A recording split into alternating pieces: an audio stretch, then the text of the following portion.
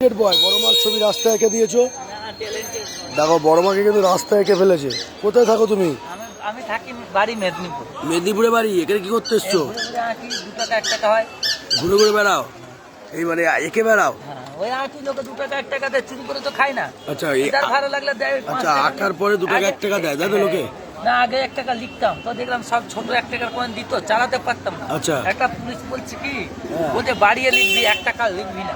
বাড়িয়ে লিখবি? ছবি এত সুন্দর ছবি আঁকবি 1 টাকা হয়। আচ্ছা এই এত চক কিনেছো, এত চক কিনেছো? হ্যাঁ, আর এই দেখুন আরো কত চকের বাক্স খালি হয়ে গেছে, দেখো। আচ্ছা দেখি এই দেখো, দেখি। এই একটা খালি।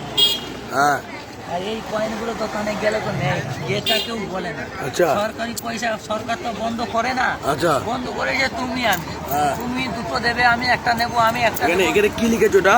ওটা বড় মানে লিখেছে, আর ওখানে লিখেছি 5 টাকা দাও।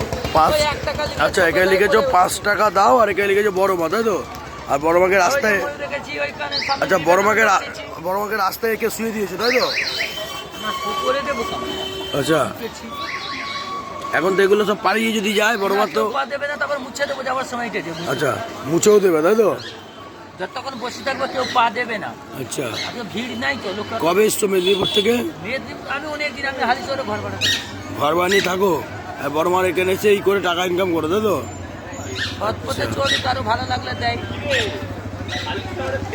ওই যে চার দোকানে দেখো বড় মার ছবি এঁকেছে এখানে, প্রথমে দেখাই তোমাদের।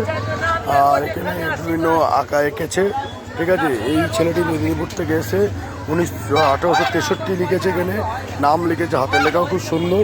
সামনেই বড় মা আর অরবিন্দ রোড এখানে, আর লিখে রেখেছে 5 টাকা দাও সবার কাছে।